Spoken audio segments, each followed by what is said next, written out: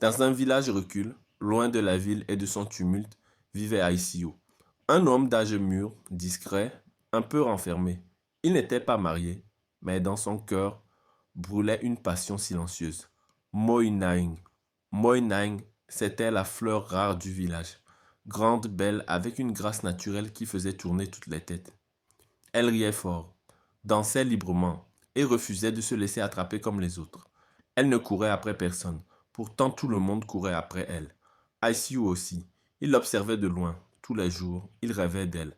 Il s'imaginait à ses côtés, même s'il n'osait pas lui parler. Il pensait qu'avec le temps, elle finirait par le remarquer. Mais ce rêve a pris fin le jour où Leshiadou est arrivé. Leshiadou, c'était le neveu d'ICU, un jeune homme venu de la ville pour passer quelques semaines au village. Il était beau, très beau, avec ses habits modernes, ses chaussures blanches éclatantes, ses lunettes de soleil, son parfum. Il parlait bien, riait fort et attirait les regards.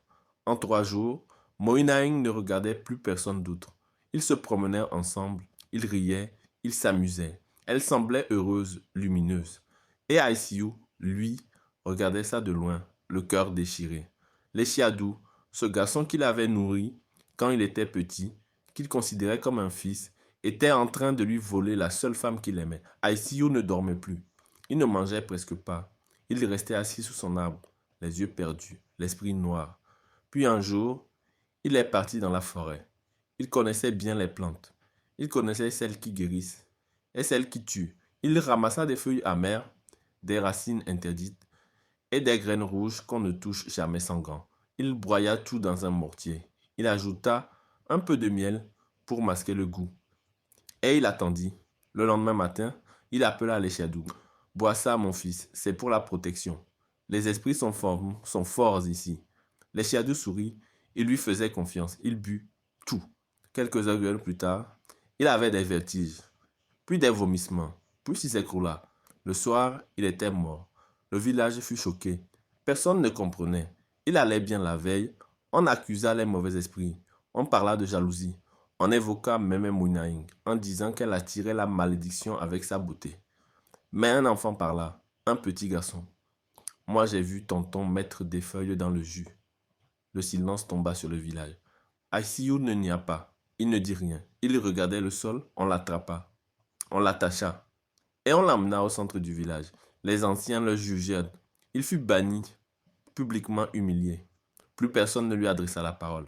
Moinaing pleura, longtemps. Elle n'était pas tombée amoureuse de beaucoup d'hommes, mais Leshiadou, c'était différent. Elle s'enferma chez elle pendant des jours, et quand elle sortit enfin, elle ne souriait plus. Son rire avait disparu. Sa lumière s'était éteinte. ICU, lui, disparut dans la forêt. Certains disent qu'il est mort là-bas. D'autres disent qu'il vit toujours dans une cabane cachée, seul avec ses regrets. Personne n'ose aller vérifier, mais tout le monde se souvient. Car ce jour-là, l'amour s'est transformé en poison. Et ce poison, ICU l'avait d'abord bu dans son cœur, bien avant de le verser dans le verre de Leshiadou. Et toi, jusqu'où irais-tu pour l'amour? Si tu as aimé cette histoire, n'oublie pas d'aimer la vidéo et abonne-toi à ce compte pour découvrir la suite.